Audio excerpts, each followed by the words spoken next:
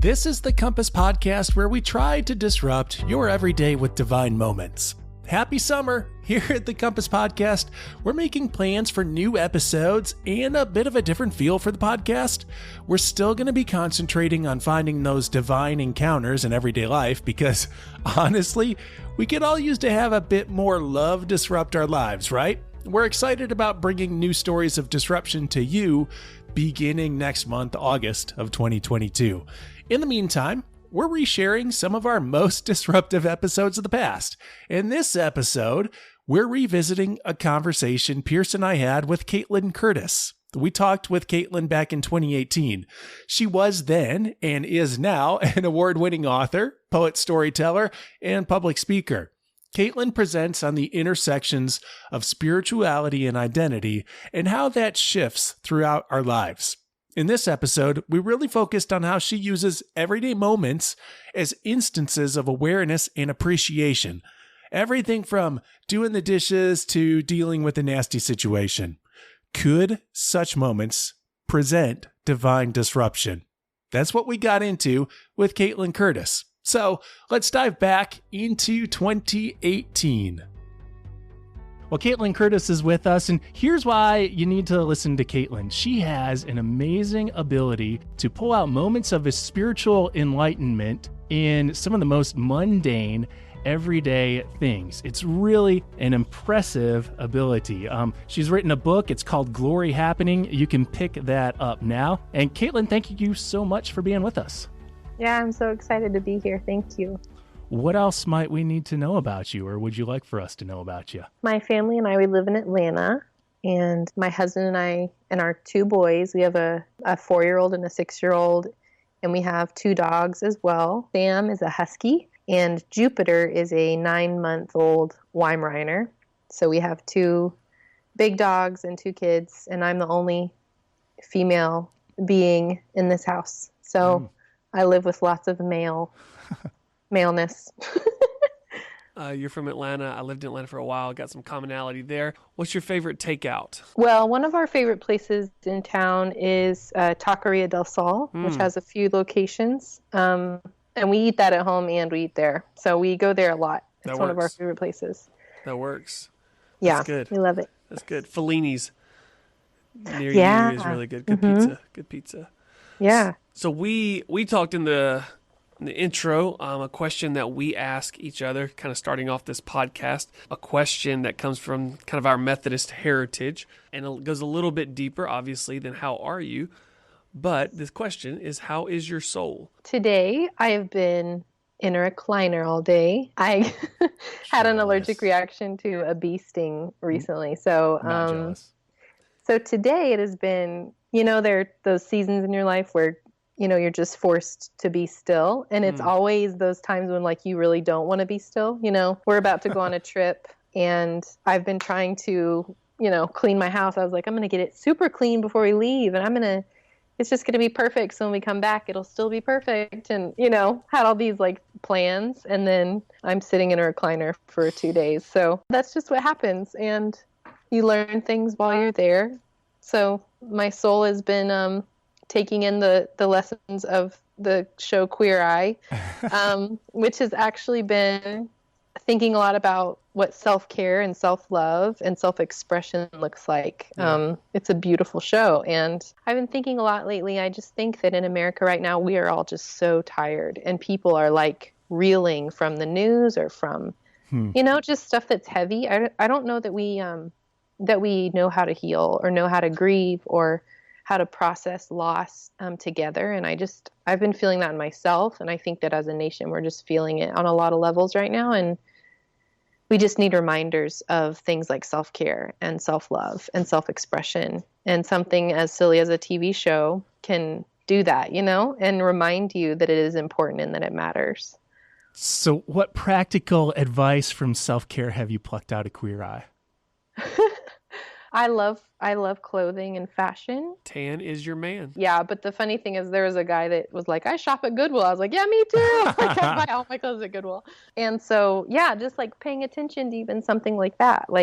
getting up and getting dressed for your day and having that mean something, no matter who you are or how much money you make or whatever, I just think knowing that you are happy with yourself and that you care about the things you're wearing and the things you're doing. I just think that it really does matter. As silly as it sounds, like it really does matter to us, the way that we present ourselves in the world and the kindness that comes with that. Well, in your book, Glory Happening, you display what impressed me so much about it is that you have this special ability for pulling out spiritual enlightenment or just making spiritual observations in the midst of the everyday. So even things like washing the dishes or laying in bed with your dogs. And there are big events in the book too. I don't want to delimitate to make it all sound like we're reading Kaitlin's day-to-day history of doing the laundry and that kind of stuff. But how did you come to that kind of spiritual mindfulness? Is it just naturally there, or are there some practices that you dive into that help open you up to that kind of awareness? I think that when I was a child, that was a very natural part of me, a contemplative side, a mystic kind of, and honestly, I think that's natural to all children. I think that we just lose it along the way. Huh. And I definitely, you lose things along the way. You become disconnected from some parts of yourself. I grew up in the Baptist church, and I had never even heard the word contemplative or mystic or Advent. There were just like a lot of things that just weren't practiced in that background, So I think now as an adult, a few years ago, discovering some of the mystic, right before I wrote Glory Happening, actually, I was discovering some of the Christian mystic tradition, and the way that I think it just brought me back to myself. I think that it showed me that this is what you are. And being Native, there are aspects of indigenous thought and the way that we interpret the world that also completely goes along very well with kind of a mystic idea of faith. And so those things were just kind of melding together inside of me. And then they helped produce this book. And I definitely think that there are seasons of life where you have to practice it a lot more, and then there are seasons where it comes more easily. We have 2 young kids, so this is a season where we have to practice it more. And I often fail at that. But I think that also ties into self-care and how much are we willing to find the space that we need to look at our souls, or just to look at the world and just be still for a minute. How do we get there? And I think it's just a constant trying and trying again. No judgment for the times that we, don't do as well as we want or think that we are mystic enough. So in that, I love your description, and we'll get to it in a minute of what glory is. But being able to see that in the everyday, right, in the small things that normally we look over, and whether it be the dishes or in the bed with the dogs or whatever, because you're making yourself so aware of that. Do you find times that you would say, I just haven't seen it recently? I haven't seen God's glory. And then if you do, like what's your way back? I feel it a lot when I am stressed. So if I'm on social media, maybe writing something that's difficult to write, or if I'm looking at too much political stuff that gets me down, if I'm engaged in something that makes me angry, rightfully, something that's happening in the world that has to do with justice and caring about people that, riles me up. Those things keep me from that a lot. And so when I feel that happening, and then it makes you irritable with your children and irritable with your partner, like you can feel the ramifications of it pretty quickly. And so usually when that happens, I just at some point have to decide to like get away from social media for a while, like for the day or whatever. And oftentimes we'll just go hiking or go outside for a while. I'll go weed my garden a little bit. I'll go cook, which I don't like cooking, but it actually, if I do it, it helps me get back into that mindset of just paying attention, or go do the dishes, like what is in my book a lot, especially if you don't have a dishwasher. Yeah. So. I'd love for you to share your definition of glory. Yeah. So when I wrote the book, I was trying to find the thread through all these stories, because I had this whole list of stories, and I was like, what is the thread between these? Like, is it just going to be a random book, of all these things from my life? And I thought of the idea of the glory of God. We always, well, not everyone, but I heard about it a lot when I was young, what's the glory of God? And I always imagined that it was like this booming voice like shining from the clouds, you know, I am Yes, God, yeah. or, you know, like something very With an Old angelic Testament. choir that is, yeah. Yeah. It's Morgan Freeman, And guys. It's Morgan Freeman. yeah, more, yeah. And I just, in my kitchen doing the dishes that day, I just thought, I don't know if that's all that there is to it, or maybe it's different. And so I looked up the definition, and one of them was like something extremely beautiful. And I thought, well, like that could be anything, you know, if it's that simple, why isn't the glory of God the plants around me and the clock on my wall and, you know, the pictures of my family that are in my house and the blankets we used to cover up with? Like, why isn't the glory of God found in the things that are surrounding us, you know? Then I realized that was the thread throughout these stories, was that glory is this simple, beautiful thing that we can find, and that is not just reserved for like really holy people or something, you know? Like, this is something that everyone can grasp. Does that mess with your mind a little bit when you walk in the living room and all the blankets are on the floor, and you're like, the glory of God's just late? We haven't even put the glory of God up on the blanket ladder. Like, this is fine. This is fine. The glory of God is here somewhere. That's right. I love it. So right now you're laid up with a bee sting. You've been hanging out in the easy chair for most of the day. I feel like this could be a cool exclusive appendix to the book. What's been your moment of glory today? Let me think. Sure. This is like forced mindfulness, because sometimes you have to be coaxed into it almost. Yeah.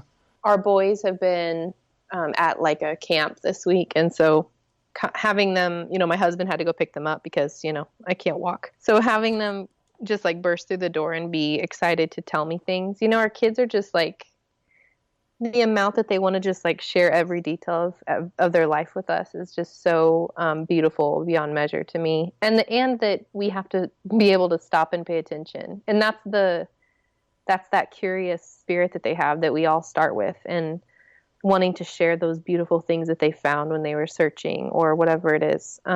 So having a few of those moments with my boys where they just wanted to like tell me everything and show me the things they made. And even though those things happen every day in different ways with your kids, you know, if you're a parent, just when you stop and like lean into those moments, really, it's just really beautiful what you end up finding there. Have you found, I guess a better way to say it, have you found like reoccurring sights? I've got a question after this. This is a lead up, but like reoccurring sightings of God's glory that you feel like maybe are just for you?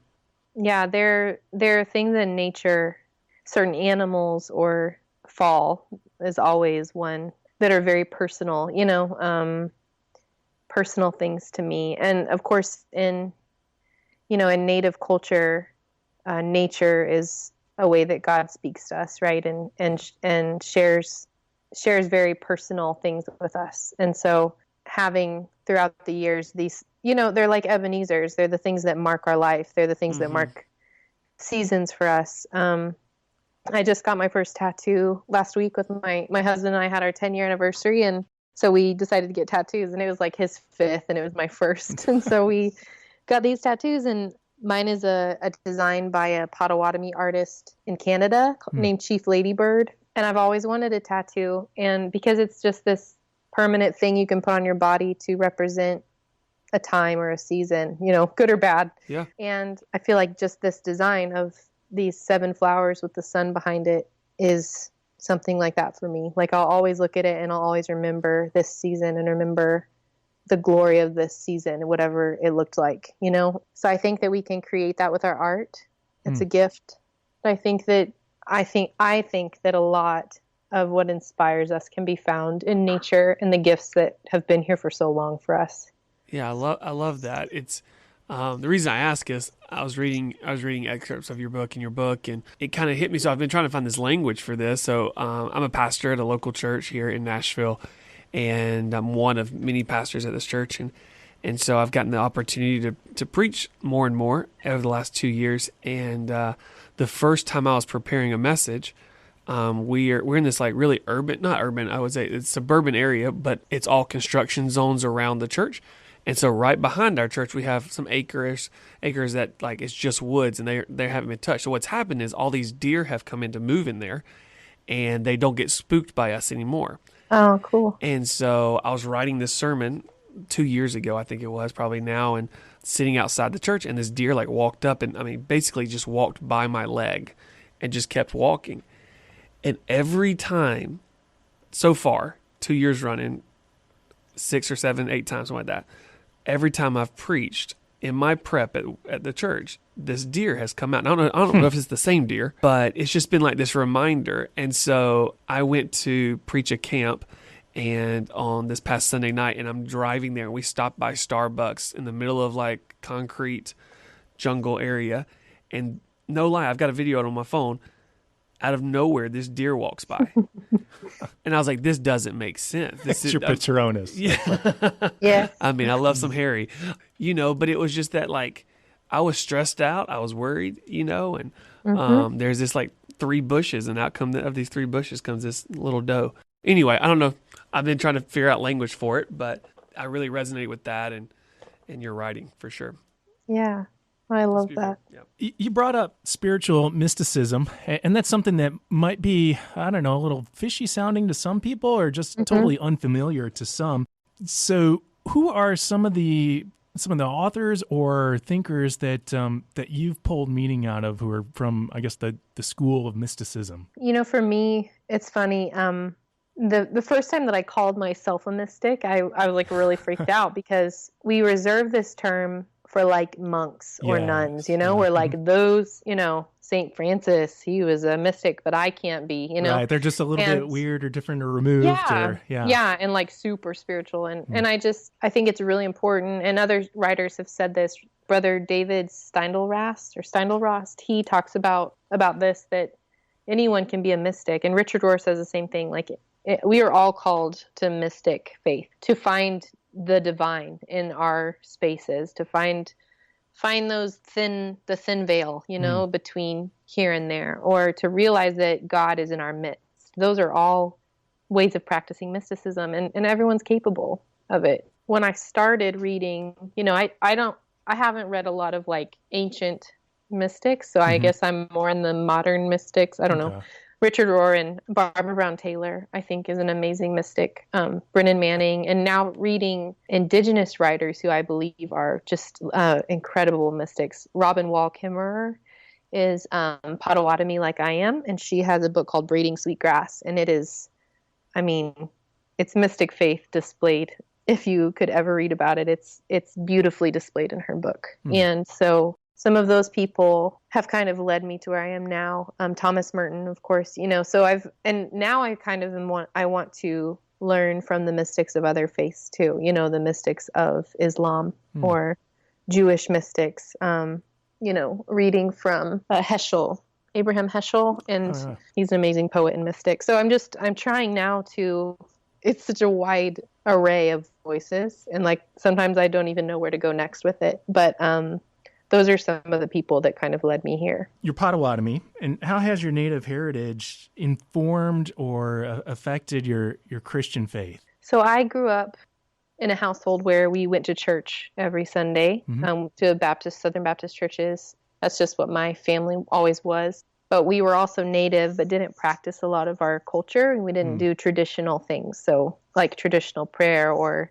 our traditional teachings were never really part of my household or my family. And so when I was 9, my dad left and my parents got divorced. And so it kind of, my dad's my Native side. And so it kind of severed that part of my identity for a while. And so I just kind of, became more and more assimilated into the church, and the church became my safe place. And the church took care of me in a lot of ways. But now I can look back and a lot of people are doing this, deconstructing their faith or whatever. They're looking back at ways they grew up, the structure they grew up in, and critiquing it. And I think that's a normal part of adulthood. But for me to critique it now, knowing my indigenous identity, and critiquing the institution of the church, and critiquing church history, that the church was often complicit in the things that were done to indigenous people in America and in Canada and all over. But here for the sake of this conversation. And so now I in myself, I am I'm so much richer knowing the things and learning the things I'm learning about my identity as a Potawatomi woman. It has only enhanced my faith in who God is, but it also brought even more of the same thing that mysticism brings me to, which is that God is mystery. And there's a lot we don't understand in it. That's a beautiful thing, the spirit, Gitche Manitou is the way that we say it. The great spirit, this thing that we don't understand, but is always there taking care of us. So that has only made me long for that more. I think that it's made it harder for me to be a part of church in general, because I just have a hard time there, in predominantly white churches where I don't always see my people or see where we would fit or see myself fitting completely. And yet I grew up in it. So it's like this, I'm comfortable, but not really anymore, So I'm often in these in-between spaces in my faith. And I'm okay with that. I think that's where I'll always be, but that's why I write. And that's why I ask the questions I'm asking. This is my journey, and I would never want anything else from it. But it does require, just a lot of work and a lot of processing. Where do you find community? Not that church is always where we find community, but do you find that you found a community of faith or of spirituality outside of this?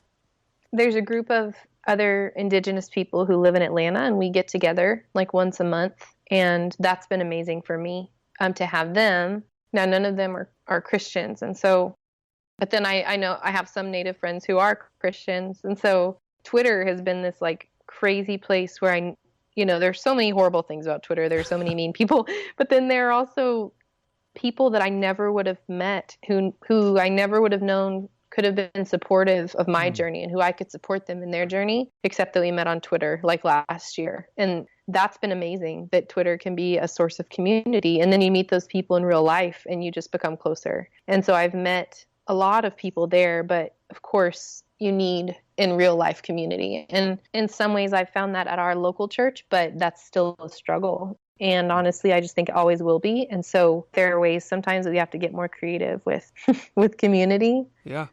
Than the traditional, like, my community is church, and that's not, it shouldn't be that way. It should never have been that way, but that's how I was raised. And so I'm trying to reframe that, and have what can community look like that's a little different than that. Are there ways that that you deal with the tension of really the historical mistreatment of Native peoples by Christians, by professing Christians, and being in that space today? I think that this is also, like I said earlier, this is one of those spaces where it requires a lot of self-care in the way that I grieve, because something that I still come across today, now that I started traveling and speaking at churches, earlier this year, and at lots of different events at conferences and stuff. But when I speak, sometimes people come up to me after and they want to just like know everything. And people need to realize that, like, I can't just retell my story over and over, or I can't talk about these things over and over just with everyone, because it's re-traumatizing. Like